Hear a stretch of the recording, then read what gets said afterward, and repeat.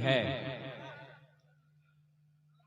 आक़ा करीम सल्लल्लाहु अलैहि वसल्लम की एक हदीस है, हुज़ूर फरमाते हैं यदखुलुल फुक़राउल जन्नता क़ब्लल अग़नियाई बिख़म्सी मिअति आमिन निस्फ़ि यौमिन, जिसका मफ़हूम ये है कि गरीब अमीरों से आधे दिन पहले जन्नत में जाएंगे, कह दें सुभान अल्लाह, और वो आधा दिन 500 साल के बराबर होगा, कह दें सुभान अल्लाह। यानी कि गरीब जो होंगे वो अमीरों से 500 साल पहले जन्नत में जाएंगे। समझ में आ गई बात? अब एक शेर पढ़ता हूं, सुने। शायर कहता है फकीराने मदीना पर फकीरी नाज करती है, ये दुनिया की शहनशाही वजीरी नाज करती है। फकीराने मदीना पर फकीरी नाज करती है, ये दुनिया की शहनशाही वजीरी नाज करती है। हलीमा ने कहा जब से नबी को लेके आई हूँ, मेरे घर की गरीबी पर अमीरी नाज करती है। हलीमा ने कहा जब से नबी को लेके आई हूँ, मेरे घर की गरीबी पर अमीरी नाज करती है, मेरे घर की गरीबी पर अमीरी नाज करती है। हजरात, आपने खूबसूरत शायरी भाई शाहनवाज हसन साहब की ज़बानी समात की, और अब बड़ी तेज़ी के साथ आपके दरमियान मद्दाह खैरुल अनाम वासिफ़ शाह हुदा भाई शम्स तबरेज़ साहब को आपके हवाले पेश करने वाला हूँ। मैं चाहता हूँ कि सारा मजमा इनका इस्तकबाल वालेहाना अंदाज के साथ कर ले और एक सुनने सुनाने का ज़रा माहौल बना ले, ताकि हमारे भाई हमारे मेहमान को आपको सुनाने में अच्छा लगे और आप हज़रात मुकम्मल सुनकर अच्छा लगे। हाँ, पढ़ेंगे इंशाअल्लाह, पढ़ेंगे। अच्छा, ये शेर ये बच्चा समझ रहा है या चचा भी समझ रहे हैं? आप लोग समझ रहे हैं कि नहीं? शेर समझते हैं कि नहीं जी? तो अगर समझते हैं थोड़ा सा बोलेंगे तब ना अच्छा लगेगा। बाबू हमारे फरमाइश कर रहे हैं, हम उन अशार को पढ़ सकते हैं, लेकिन मैं ये चाहता हूं कि पहले आपको बता दूं, सरकार हुजूर मुजाहिदे मिल्लत के नवासे का नाम सैयद गुलाम मोहम्मद हबीबी है। कहां जा रहे हैं? ये शेर सुन के जाइएगा, आप ही के लिए चले जाएंगे तो कैसे होगा? हाँ, आप लोग तैयार हैं मुकम्मल? हुजूर हबीब मिल्लत का नाम गुलाम मोहम्मद हबीबी। अच्छा, आपको मालूम है गुलाम मोहम्मद नाम किसने रखा है? मालूम है आप लोगों को? किसी को? पीछे वाले भाई, हमें आप लोगों को मालूम है? हुजूर मुजाहिदे मिल्लत के नवासे का नाम गुलाम मोहम्मद, लेकिन नाम किसने रखा? मैं बताऊं? सरकार आला हजरत के शहजादे हुजूर मुफ्ती आजम हिंद अलैहि रहमा उड़ीसा तशरीफ लाए थे। उस वक्त हुजूर हबीब मिल्लत की पैदाइश हुई थी। उनका नाम सरकार आला हजरत के शहजादे हुजूर मुफ्ती आजम हिंद ने गुलाम मोहम्मद रखा था। कह दें सुभान अल्लाह। किसने रखा नाम? हुजूर मुफ्ती आजम हिंद ने। ये हुजूर मुफ्ती आजम हिंद है कौन? ये सरकार आला हजरत के बेटे हैं। कह दें सुभान अल्लाह। तो आप समझ गए गुलाम मोहम्मद नाम किसने रखा है? हाँ बोले भाई, किसने रखा है? हुजूर मुफ्ती आजम हिंद ने। समझ गए आप? मालूम हो गई बात आपको? अब आप फख्र से कह सकते हैं कि नवासे सरकार मुजाहिदे मिल्लत का नाम कोई ऐसा वैसा नहीं रखा है, बल्कि नाम रखने वाला मुफ्ती आजम हिंद है। कहते हैं सुभान अल्लाह। अब एक शेर पढ़ता हूँ, सुने। शायर कहता है, यही शेर के लिए रोक के रखा हूँ, सुन के जाइए। हबीबी हाशमी दूल्हा जिसे जमाना कहे, हबीबी हाशमी दूल्हा। जब हुजूर हबीब मिल्लत तशरीफ लाते हैं तो हम कहते हैं हबीबी दूल्हा, है ना?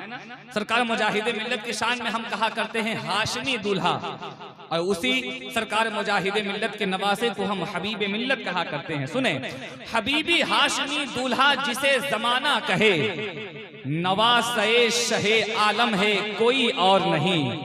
हबीबी हाशमी दूल्हा जिसे जमाना कहे, नवासे शहे आलम है कोई और नहीं। रखा है जिसने गुलामे मोहम्मद उनका नाम, वो जाते मुफ्ती आजम है कोई और नहीं।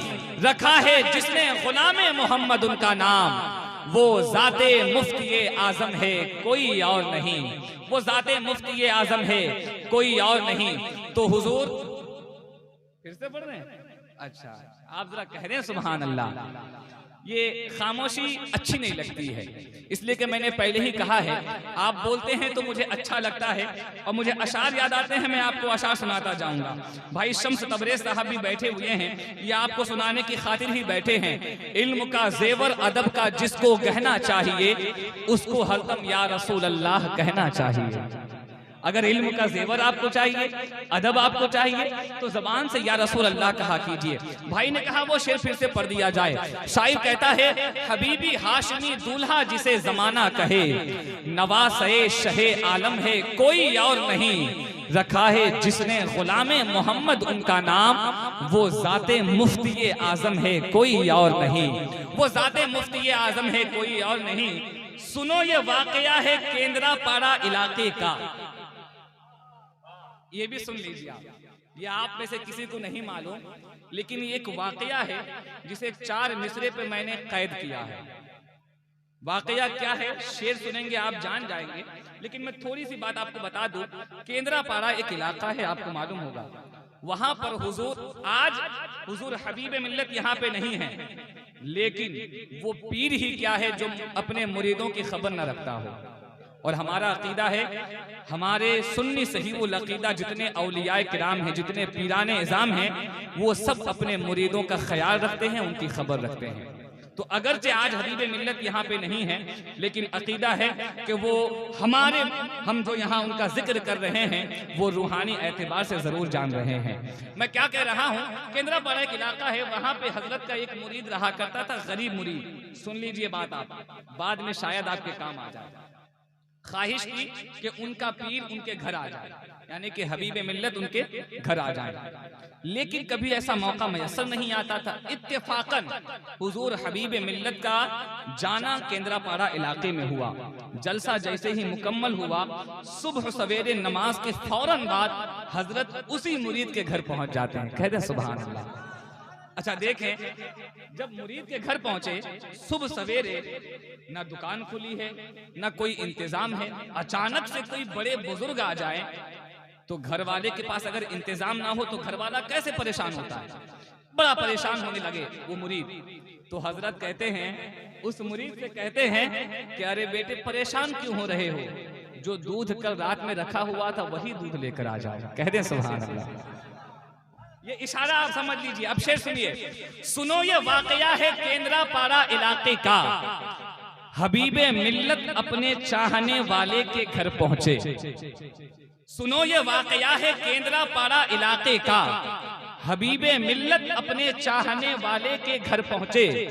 मुरीद उनका दिखा है जब परेशान मेजबानी को, रखा है दूध ले आओ कहा हजरत ने बिन देखे। नहीं समझे, नहीं समझे, कहा हजरत ने बिन देखे। सुनो ये वाकया है केंद्रापाड़ा इलाके का, हबीबे मिल्लत अपने चाहने वाले के घर पहुंचे।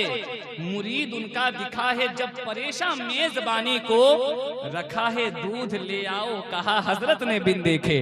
मालूम नहीं था, रात में बताया नहीं गया था हजरत को, लेकिन हजरत ने फिर भी कह दिया कि जो दूध तुमने रखा हुआ है वही दूध लेकर आ जाओ। कह दे सुभान अल्लाह। तो ये हुजूर हबीब मिल्लत की बात है, पोशीदा बात थी, आपको मालूम नहीं थी ना, मालूम हो गई बात।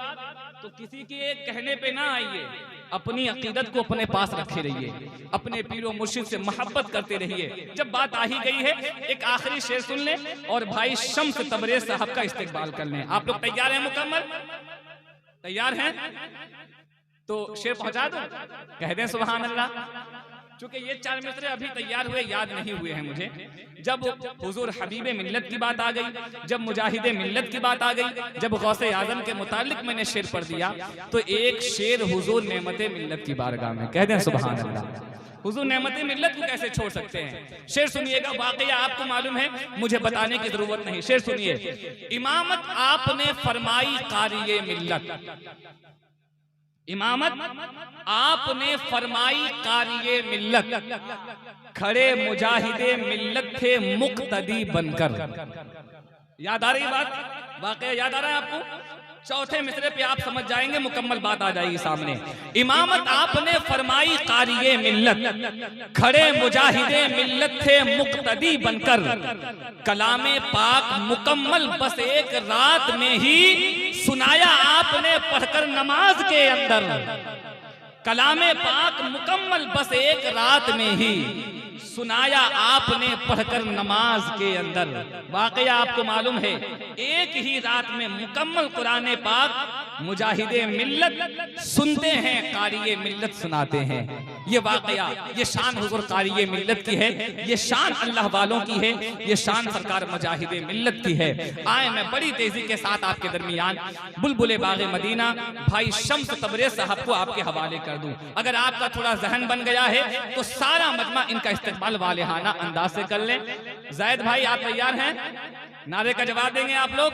सारा मजमा नारे तकबीर, नारे रिसालत, मसलके आला हजरत, फैजाने मुजाहिदे मिल्लत, हुजूर कारिये मिल्लत, हुजूर हबीबे मिल्लत, फिक्रे आखिरत कॉन्फ्रेंस।